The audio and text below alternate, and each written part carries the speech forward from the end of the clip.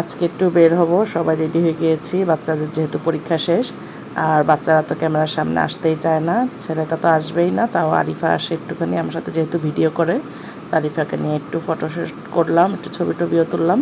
তো একটুখানি ভিডিও করে তো বের হয়ে গেলাম। আর সেদিন তো প্রচুর বৃষ্টি ছিল, একদম বৃষ্টির কথা তো কি বলবো, সারাক্ষণে বৃষ্টি হয়েছে। যাই হোক একটু বের হয়েছিলাম, যাই হোক বাচ্চাদের পরীক্ষা শেষ, মনে করছি একটু ঘোরাফেরা করব, কিন্তু বৃষ্টির যন্ত্রণায় আর রাস্তার জ্যামের যন্ত্রণায় কোথাও যাওয়া হয়নি ঠিকঠাক মতো। কারণ সেদিন ছিল 5ই আগস্ট, মানে কালকের এটা আমি ভিডিওটি আপনাদের সাথে আজকে শেয়ার করতেছি। তো বের হয়েছিলাম, মনে করেছিলাম একটু ওদিক ওদিক ঘুরবো, কিন্তু যখন বের হলাম দেখলাম পুরো রাস্তা ব্লক। তো চেঞ্জ করে আরেক দিকে আমরা চলে গিয়েছিলাম। তো আমরা যেখানে যাচ্ছি এটা হচ্ছে গুলশানে যাচ্ছি।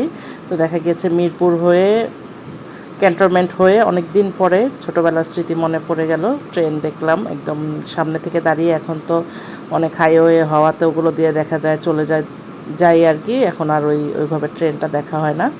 তো যাই হোক সব কিছু রাস্তা যুদ্ধ শেষ করে চলে গেলাম গুলশান 2 নাম্বার, এটা আর কি, যেখানে আপনারা অলরেডি দেখেছেন ভাইরাল ফুচকার ভিডিওগুলো, অনেকেই জিজ্ঞেস করেছেন এটা কোথায় অবস্থিত।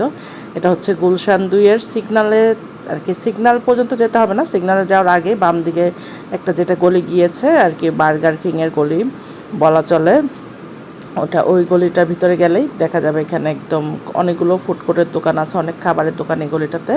এখানে হচ্ছে ভাইরাল ফুচকার দোকান আর কি, অনেকই পপুলার আর খুবই মজাদার ফুচকাটা, দেখতে পাচ্ছেন আর কি। আমরা বৃষ্টির দিন যাওয়াতে বেঁচে গিয়েছি মূলত, কারণ না হলে অনেক ভিড় থাকে এখানে আর কি, খুব ঘন্টাখানিক সিরিয়াল দিয়ে খেতে হয়। যাই হোক সেদিন বৃষ্টি ছিল দেখে আমাদের অবশ্য সময় লাগে নাই, আমরা যে পরের ব্যাচে আমরা পেয়ে গিয়েছি। আর এটার সবচেয়ে মজার জিনিস হচ্ছে এই দইটা, একদম 1 বালতি দই ওরা, মানে সম্পূর্ণ টক দই একটু চিনি মিক্সড করে, ইনশাল্লাহ আমি আপনাদের সাথে এটার একটা চ্যালেঞ্জ নিব, আমিও তৈরি করবো এই ফুচকাটা বাসায়।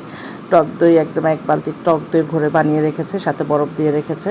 এই ফুচকার মজাটাই হচ্ছে টক দই আর একটু ঝুরা ভাজা দেয় আর কি, অনেকগুলো করে। আর দইয়ের পরিমাণটাও বেশ অনেকগুলোই দেয়, কিন্তু কম দেয় না একদম। আর দাম হচ্ছে 130 টাকা করে নিয়েছে আমাদের কাছে প্লেট।